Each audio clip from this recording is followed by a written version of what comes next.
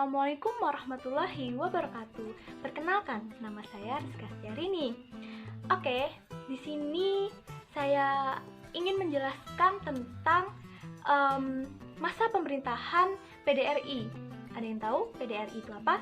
Nah, PDRI itu singkatan dari Pemerintah Darurat Republik Indonesia. Sejarah pernah mencatat bahwa Safrudin Prawira Negara itu pernah memimpin pemerintahan darurat Republik Indonesia.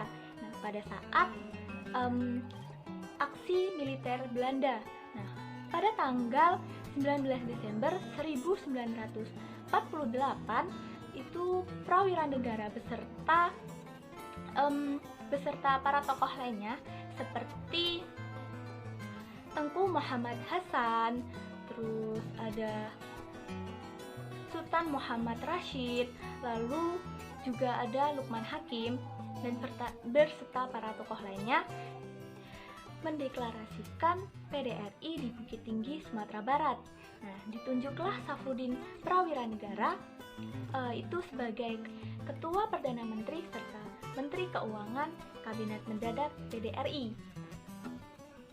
Jadi, alasan PDRI dibentuk itu karena pada saat itu Belanda itu sudah menduduki kota Yogyakarta, yang mana kota Yogyakarta itu pada saat itu adalah ibu kota Republik Indonesia, dan Belanda juga menangkap dan mengasingkan para pemimpin Republik Indonesia di luar Jawa. Nah, akibatnya terjadilah tuh kekosongan pemerintahan di Republik Indonesia. Nah, oleh sebab itu Safrudin Prawira Negara beserta para tokoh lainnya yang sudah saya sebutkan tadi itu langsung bergegas tuh membentuk sebuah kabinet mendadak dan tercetuslah PDRI. Nah, pada tanggal 22 Desember 1948 Safrudin Prawira Negara itu mengumumkan berdirinya PDRI di Bukit Tinggi, Sumatera Barat. Nah, sejak saat itulah para tokoh PDRI itu diburu oleh Belanda karena PDRI itu menjadi musuh utama bagi Belanda tuh. Nah, jadi untuk lolos dari serangan Belanda, mereka itu harus siap sedia menyamar.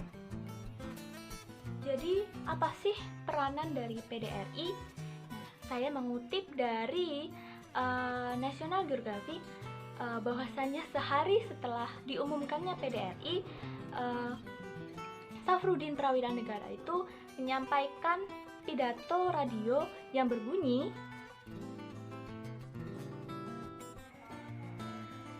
Negara Republik Indonesia tidak tergantung kepada Soekarno-Hatta, sekalipun kedua pemimpin itu adalah sangat berharga bagi bangsa kita.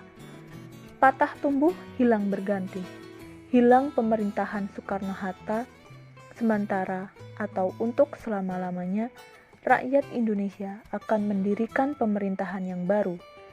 Hilang pemerintahan ini akan timbul yang baru lagi. Jadi, peranan PDRI itu sangat penting, tidak hanya dalam mengisi kekosongan Republik Indonesia saja. Jadi PDRI itu juga menjalin hubungan terhadap negara lain tuh. Jadi mereka itu kayak menyebarluaskan informasi-informasi di keadaan Indonesia, bahwa Indonesia itu sedang dalam perjuangan.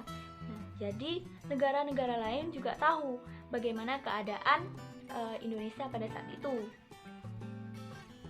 PDRI berakhir ketika perjanjian Romian itu disepakati oleh Belanda dan Indonesia pada tanggal 1 Juli 1949.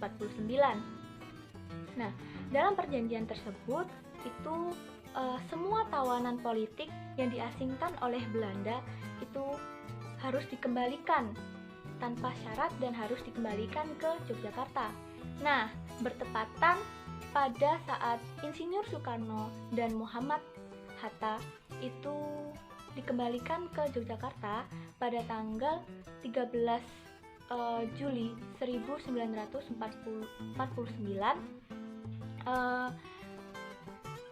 Safruddin Prawiranegara itu mengembalikan mandat kepada Insinyur Soekarno. Nah, beberapa bulan berselang, Belanda itu akhirnya mengakui itu kedaulatan Republik Indonesia secara penuh.